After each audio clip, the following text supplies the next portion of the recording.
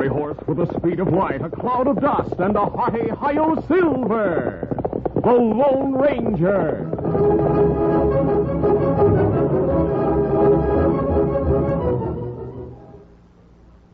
General Mills, makers of Cheerios, the oat cereal that's ready to eat, Betty Crocker Mixes, and Wheaties, the breakfast of champions, present by special recording, The Lone Ranger. You're going to love the big, exciting news today. Now there are 2 brand new Betty Crocker cake mixes. There's chocolate malt and peanut delight. I'll bet you can hardly wait to try them, and I wouldn't blame you. They're just so good. Today, let me tell you about the chocolate malt. It's a wonderful new way to enjoy an old flavor that's a favorite with so many of us. There's honest-to-goodness, delicious malted milk right in the mix. And, of course, there are all the other fine quality ingredients you choose yourself, like famous soft-to-silk cake flour and pure vegetable shortening. And because it is a Betty Crocker cake mix, Mom knows it's the easiest way ever to bake a perfect cake. So next time Mom goes shopping, be sure to remind her to get that brand new delicious treat, Betty Crocker's chocolate malt cake mix. You'll love it.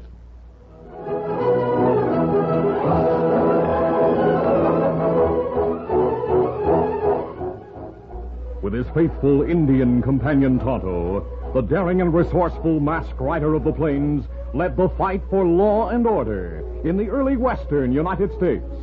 Nowhere in the pages of history can one find a greater champion of justice. Return with us now to those thrilling days of yesteryear. From out of the past come the thundering hoofbeats of the great horse Silver. The Lone Ranger rides again. Come on, Silver. Let's go, big fella. Hail, Silver! Away!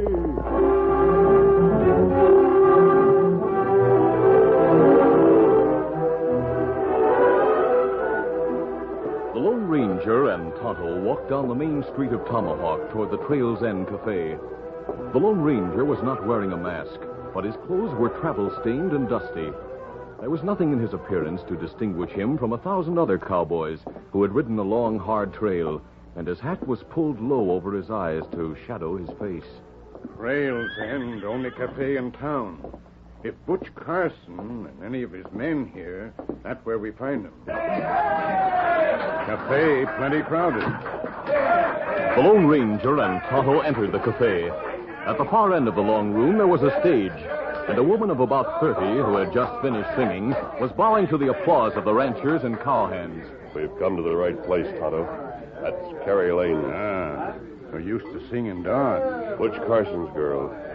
She wouldn't be working here if he weren't somewhere around. Tonto not see him. No, but there's Jake Nolan behind the bar. You look, Kimasabi. That sheriff just come in. Where's Jake? There he is. What's the matter, Bill? There's plenty the matter. Take off your guns. What's that? You heard me. Take off your gun belt. Put it on the bar. Well, what's the idea? You arresting me for something? No, I can't arrest you. I haven't got any proof.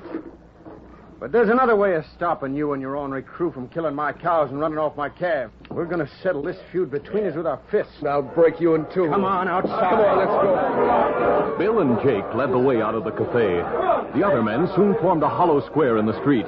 Torches were lit. The sheriff and the cafe owner squared off. Jake was much the heavier of the two, and he put all his weight behind his first lunge. Bill knew that he had no chance if one of Jake's crushing blows were to land squarely. He fought coolly, watching for his openings, and then driving rights and lefts home with lightning speed. Jake was tiring, and the crowd realized that the tide of battle had swung in favor of the sheriff. Then suddenly, in avoiding one of Jake's vicious swings, Bill slipped and fell. Jake roared. In a second, the crowd knew he would jump on his fallen opponent, but before he could take a single step, a hand of steel grasped his shoulder and whirled him around. I wouldn't do that if I were you. Who's the stranger? Look what he's doing. Get out of here. Just as soon as the sheriff's on his feet and not before. I'll show you. Not that way. The Lone Ranger sidestepped Jake's vicious swing and then drove a hard right to the cafe owner's jaw. Jake dropped to the ground. All right, come on, Tonto. Stranger, wait a minute. Jake's out cold. Stop him, somebody. Stop that hombre. He's gone, son, but it was a lucky thing for you. You stepped in when he did. Yeah, I know that. Just look at those spurs of Jake's. If he didn't kill you, he'd sure spoiled your looks. Yeah. We'll have to get him inside. I'll attend to that, Sheriff. Take him back to the office, man. And who are you? I'm Carrie, the new singer. Out of the way, boys. May I offer my congratulations, Sheriff? I don't deserve any congratulations. You're alive. And while there's life, there's hope. What did she mean by that? Search me. But I sure didn't like the sound of that laugh.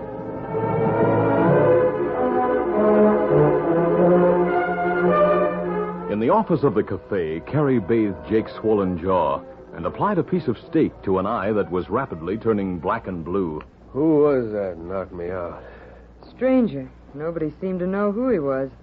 He left before anybody could find out. If he ever comes back, I'll break his head in.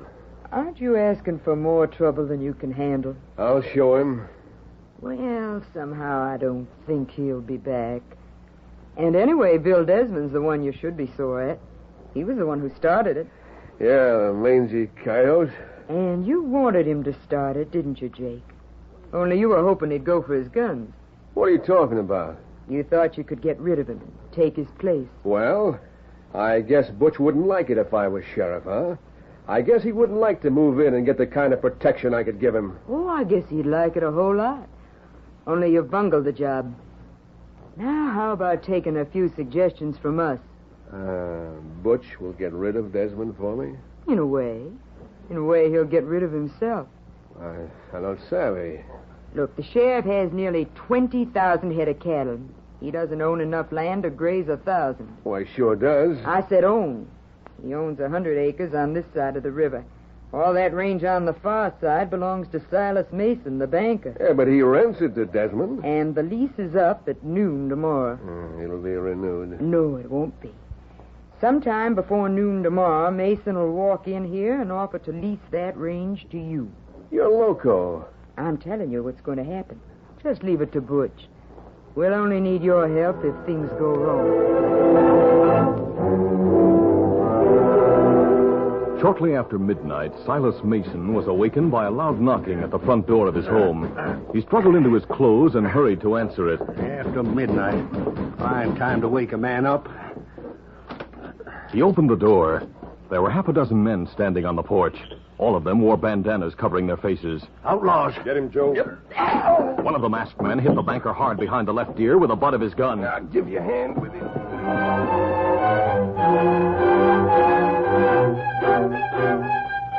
When the banker came to, he was lying on the ground near a small campfire. There were men sitting all around him. About time you were showing signs of life, Silas. Who are you? What do you want with me? Brought you out here to discuss a business proposition. That's a likely story. It's the truth. You own the land across the river from the Bar D range, don't you? What about it? And you lease the grazing rights to Bill Desmond. That's right. The lease is up at noon today. We don't want you to renew it. You just try and stop me. We intend to. You're going to lease the rights to Jake Nolan, Silas. How do you know he wants to lease my land? He will. He'll realize, just as you did, that it'll mean the end of Desmond's ranching in this county. That's what you want. You want to put Bill out of business. Yeah. You're going to Jake tomorrow morning and lease him your land. How are you going to make me? Killing me won't do any good. No, Silas. I won't do it. Have you forgotten your wife? My wife? She's been visiting in St. Louis. She's on her way home now, traveling by stage. You expect her either tonight or tomorrow. But lots of things can happen between here and Wilmot. It's a dangerous trail. You'd hold up the stage? And take your wife prisoner, Silas. You might never see her again. Of all the dirty... Don't say anything to Bill, Silas. I know what you're thinking. But he can't save your wife. You don't follow our orders. I will. Good. You find the river trail half a mile south of here. Get going. Maybe you can make it back to town before the storm breaks.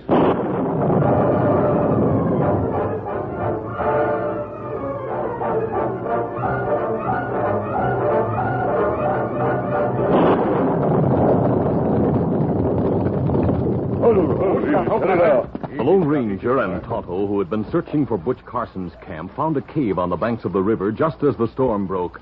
They were about to take shelter from the rain when Silver whinnied sharply. There was a lightning flash, and they saw a rider heading toward them along the river trail. In that instant of light, the horse went down. The rider went over his head into the fast-moving stream.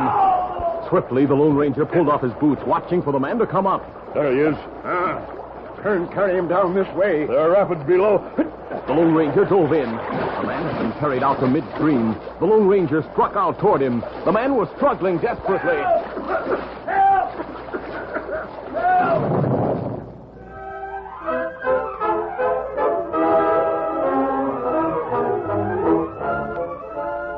We'll continue our Lone Ranger adventure in just a moment.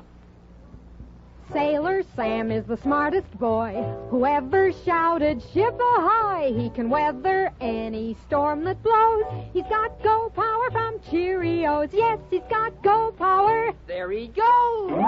He's feeling his Cheerios. Cheerios. Cheerios. Good old Cheerios. They got go. So nourishing because they're made from oats, with minerals, vitamins, and proteins that your body needs. Yes, indeed. A bowl of Cheerios and milk really starts your day off right. Does all sorts of good things for your body. Helps you have strong bones and muscles, good red blood, and healthy nerves. So every morning, take on a bowl of Cheerios and milk for real go power. You like that wonderful toasted oat flavor, too. Downright delicious. Come to think of it, Cheerios is one of the tastiest muscle-building foods you can eat. Try Cheerios and you'll hear... He's feeling his Cheerios.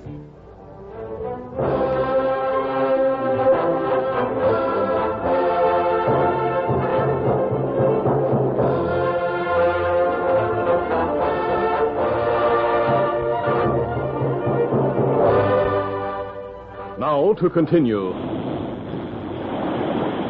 Suddenly, as the Lone Ranger was swimming toward the drowning man, the man's head disappeared.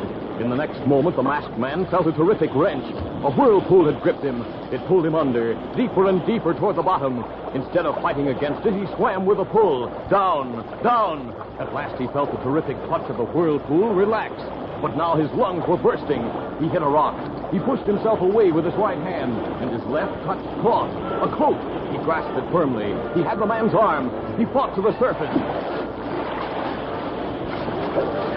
At last, the air rushed into his aching lungs. He was just above the rapids now and 50 yards from shore, but there was rescue in sight. Silver, still saddled, had jumped into the river and was swimming toward his master. Good boy. The masked man took a firm hold on his stirrup. Back, Silver, back. The great horse struck out for safety. He reached the bank just above the rapids. Tonto pulled the Lone Ranger and his unconscious burden out of the water. Tonto recognized the man. This Silas Mason, Kimasabi, in banker in town. We take him inside cave.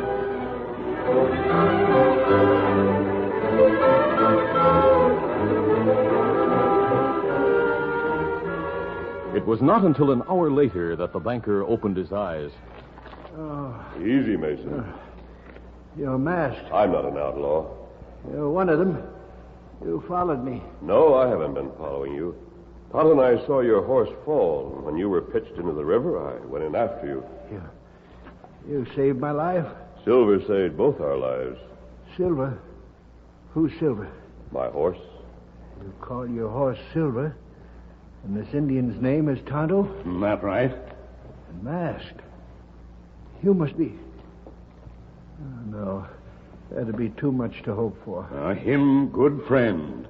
The Lone Ranger. That right. But even you can't help me, mister. No one can. I'd like to try. Well, why do you need help? I can't tell you anything. My wife, it would endanger her life. I've got to do what those crooks told me. You can trust me, Mason. You know that I wouldn't do anything to hurt your wife. You'll promise? Why, of course. Well, a little after midnight, there was a knock on my door. The banker told the Lone Ranger all about his capture and the outlaw's threat. When he had finished... If I promise you that no harm will come to your wife, will you let me handle the situation? Oh. First, I want to note to the sheriff, telling him everything you've told me. No, that's the last thing in the world I'd consent to. Now, let me tell you exactly what I have in mind before you make your decision. I'll go to the sheriff if you indulge.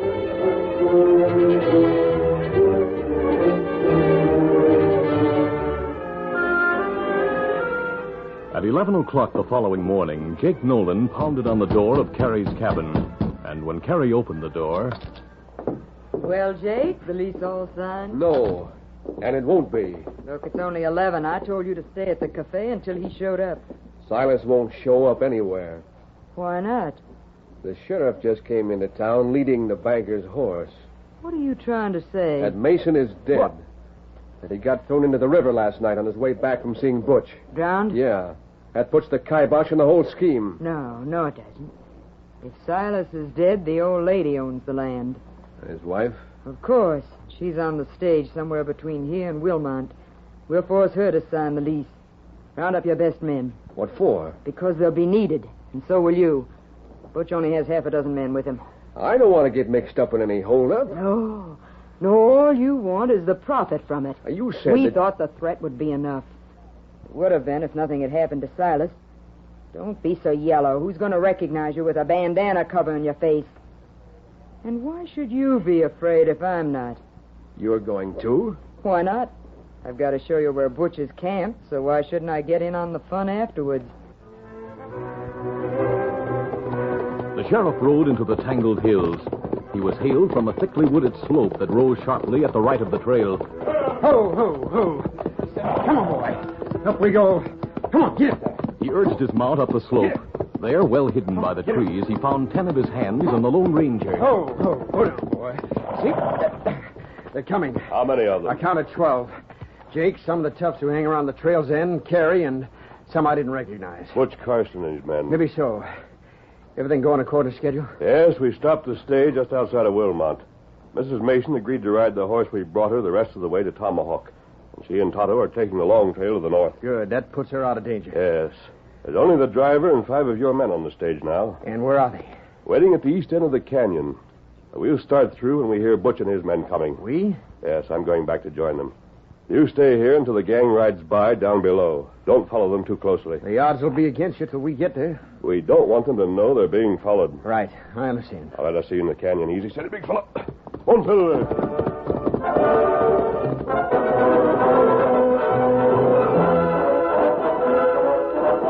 The canyon the Lone Ranger spoke of was about a mile long, but only about 30 feet wide, with rock walls that rose for hundreds of feet on either side.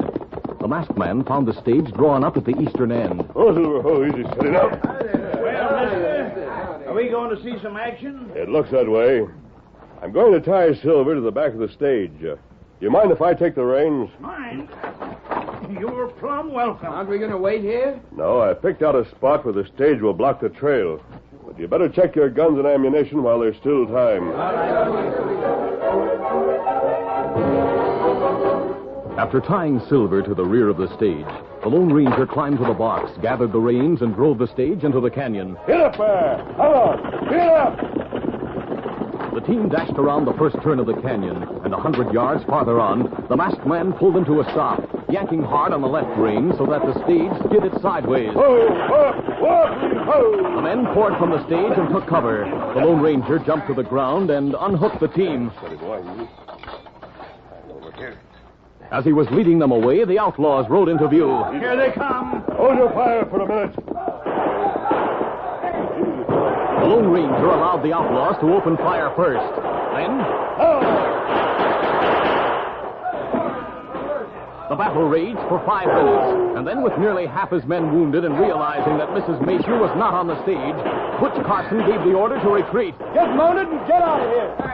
Butch swung into his saddle, but before the others could follow his example, the sheriff and his posse rounded the bend behind them, opened fire and pinned them to their cover. Butch took a desperate chance. He wheeled his mount and rode straight for the stage. His horse leaped the tongue of the stage and thundered past the Lone Ranger, who made a desperate grab for the horse's bridle. The Lone Ranger missed, but in the next instant he had leaped to the saddle and was urging Silver in pursuit.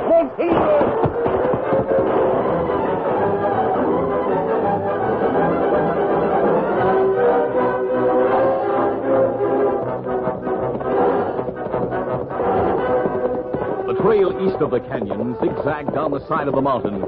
By the time the Lone Ranger had ridden out of the canyon, Butch had already disappeared around the first hairpin turn. But the masked man knew that he would soon reach the trail directly below him, so he headed Silver down the steep slope. All right, come on, boy. Easy now. Come on. He was only halfway down when Butch rounded into view on the lower trail. He took one shot at the Lone Ranger, but the rocky trail and the speed of his mount made it impossible to aim accurately. Butch concentrated on his riding. Silver was plunging down the steep slope. He was only about 20 feet above the lower trail when Butch flashed by. The Lone Ranger had his lariat ready. Right. The noose snaked out and settled over Butch. Back, Silver, back. Instinctively, Butch yanked on the reins and succeeded in slowing his mount a little. But even so, he was dragged from the saddle. His right hand was free of the noose, though, and he started to level his gun at the masked man. No, you don't. The Lone Ranger landed on top of him, forcing his arm back. Butch tried to roll away, but Silver was keeping a taut line on the lariat. And the Lone Ranger continued twisting the outlaw's wrist until the gun fell from his hand. All right, Butch. On your feet. You're going to jail with the rest of your gang.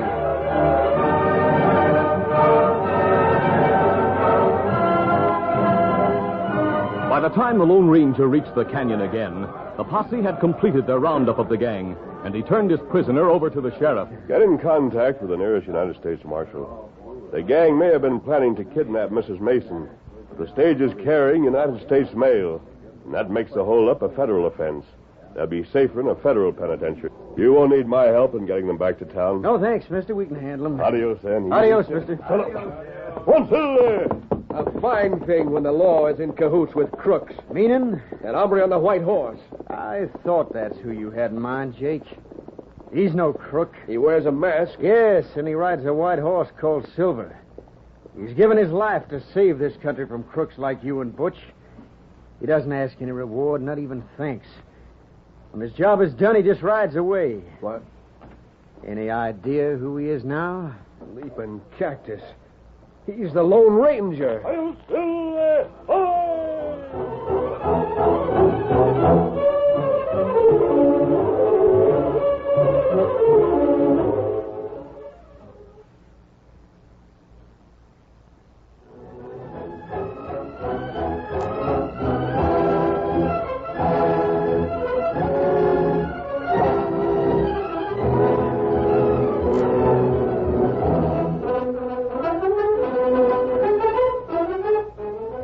The Lone Ranger, a copyrighted feature of the Lone Ranger Incorporated, is produced by Pendle Campbell Muir Incorporated.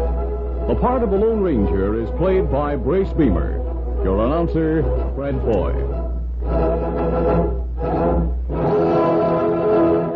Listen to The Lone Ranger, brought to you by special recording Mondays through Fridays at this same time.